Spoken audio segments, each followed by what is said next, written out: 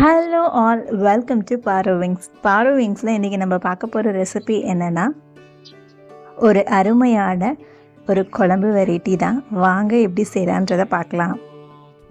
Chicken தண்ணி குழம்பு எப்படி செய்யலான்றதை பார்க்கலாம். ஃபஸ்ட்டு நம்ம ஒரு மசாலா வறுத்து எடுத்துக்கணும். வாங்க அதை எப்படி செய்யலான்றதை பார்க்கலாம். ஒரு கடாய் எடுத்துகிட்டு ஒரு 2 டேபிள் ஸ்பூன் வர கொத்தமல்லி எடுத்துக்கலாம். அதுக்கப்புறமேட்டு 1 ஸ்பூன் மிளகு, 1 ஸ்பூன் சோம்பு, 1 ஸ்பூன் ஜீரகம், இது எல்லாத்தையும் நல்லா வறுத்துக்கலாம். நல்லா வறுத்து எடுத்துக்கலாம். இதை நல்லா வாசனை வர்ற வரைக்கும் வறுத்துக்கலாம்.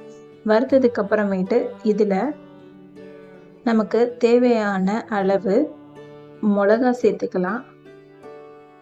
வரமிளகா சேர்த்துருக்கேன். இதுக்கு காரத்துக்கு ஏற்ற மாதிரி சேர்த்துக்கலாம். நான் ஒரு 6 வரமிளகா சேர்த்துருக்கேன். சேர்த்துட்டு அதோட ஒரு கைப்பிடி கருவேப்பிலை சேர்த்துக்கிறேன். கருவேப்பிலையும் நல்லா இதை வறுத்து எடுத்துக்கலாம்.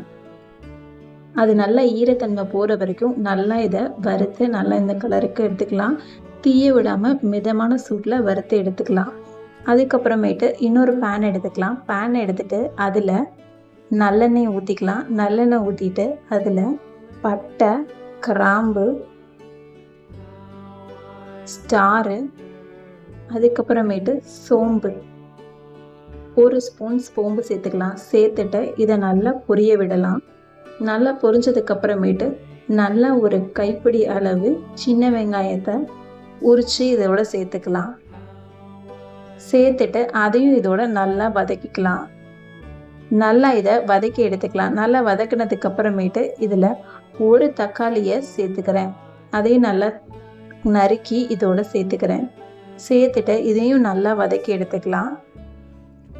வதக்கி எடுத்துட்டு அதுக்கப்புறமேட்டு இதில் துருவின தேங்காய் சேர்த்துக்கிறேன். நல்ல ஒரு அரை மூடி துருவின தேங்காவை இதோட சேர்த்துக்கிறேன்.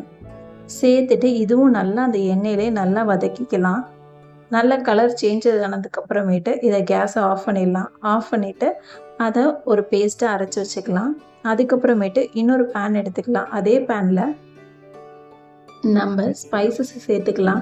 பட்டை, கிராம்பு, ஏலக்காய் இதெல்லாம் சேர்த்துட்டு 1 ஸ்பூன் சோம்பும் சேர்த்துக்கிறோம். சேர்த்துட்டு சின்ன வெங்காயத்தை சின்ன சின்னதாக கட் பண்ணி வச்சுருக்கேன். அதையும் இதோட சேர்த்துக்கலாம். இதுக்கு நீங்கள் சின்ன வெங்காயம் நிறைய சேர்க்க நல்ல ஃப்ளேவர் கொடுக்கும். சேர்த்ததுக்கப்புறமேட்டு இதில் 2 ஸ்பூன் இஞ்சி பூண்டு பேஸ்ட்டு சேர்த்துருக்கேன். நான் இதில் பேஸ்ட்டை அரைச்சி இதில் சேர்த்துருக்கேன்.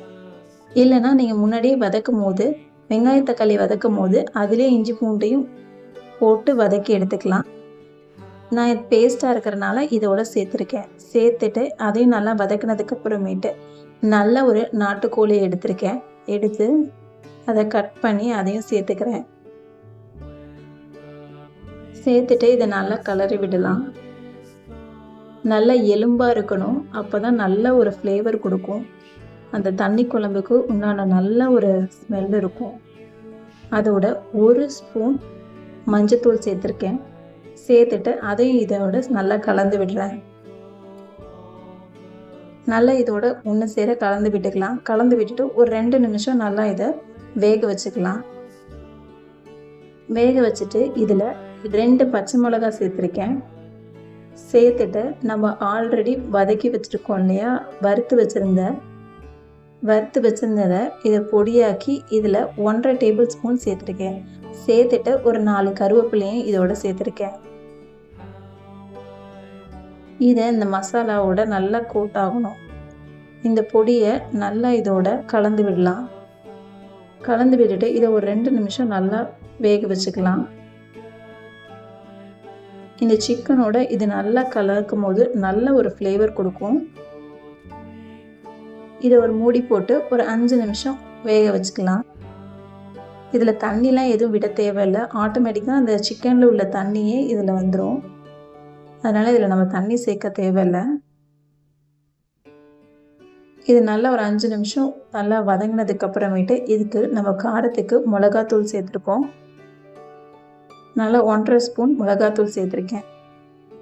நான் கொஞ்சம் காரம் தூக்கலாக வேணும்னு சேர்த்துருக்கேன். நீங்கள் முன்னாடி நம்ம அந்த அரைச்சதுலேயே இருக்கிற காரமே போதும்னா அதோட விட்டுருங்க. எனக்கு கொஞ்சம் காரம் தேவைப்படுறதுனால நான் இன்னும் கொஞ்சம் மிளகாத்தூள் சேர்த்துருக்கேன். சேர்த்துட்டு இதையும் நல்லா ஒன்று சேர கலந்து விட்டுக்கலாம். கலந்து விட்டுட்டு இதையும் ஒரு 10 நிமிஷம் மூடி போட்டு வேக வச்சுக்கலாம். நான் தண்ணி எதுவுமே விடலை. ஆனால் பாருங்கள், நல்லா தண்ணி சிக்கனில் உள்ள தண்ணியே நல்லா இறங்கிருச்சு. நல்லா இந்த அளவுக்கு பாருங்கள், எண்ணெய் அப்படியே பிரிஞ்சு வர ஆரம்பிச்சிருச்சு. இந்த ஸ்டேஜில் ஆல்ரெடி நம்ம வெங்காயம் தக்காளியெல்லாம் வதக்கி வச்சுருந்தோம் இல்லையா, அதை அரைச்சி இதோட சேர்த்துக்கலாம். இதோட சேர்த்து நல்லா ஒன்று சேர கலந்து விடலாம். கலந்து விட்டுட்டு இது குழம்புக்கு தேவையான அளவு தண்ணி ஊற்றிக்கலாம். தண்ணி ஊற்றிட்டு இதுக்கு தேவையான அளவு உப்பு சேர்த்துக்கிறோம். குழம்புக்கு தேவையான அளவு உப்பு சேர்த்துட்டு தண்ணி சேர்த்துக்கலாம்.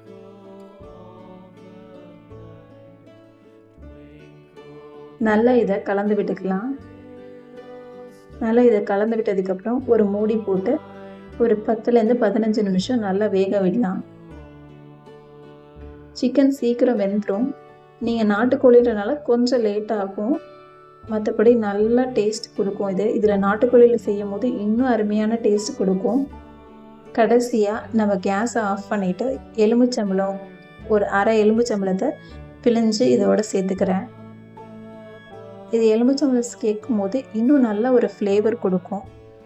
கடைசியாக கொத்தமல்லி தூவிக்கலாம்.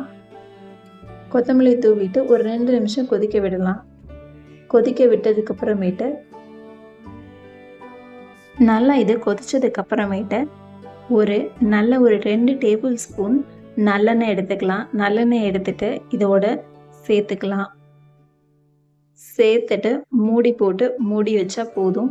அருமையான தண்ணி குழம்பு ரெடி ஆயிரும். ரொம்ப அருமையாக இருக்கும். செஞ்சு பாருங்கள். செஞ்சு பார்த்துட்டு எப்படி இருந்துச்சுன்னு கமெண்ட் பண்ணுங்கள். தேங்க்யூ ஃபார் வாட்சிங்.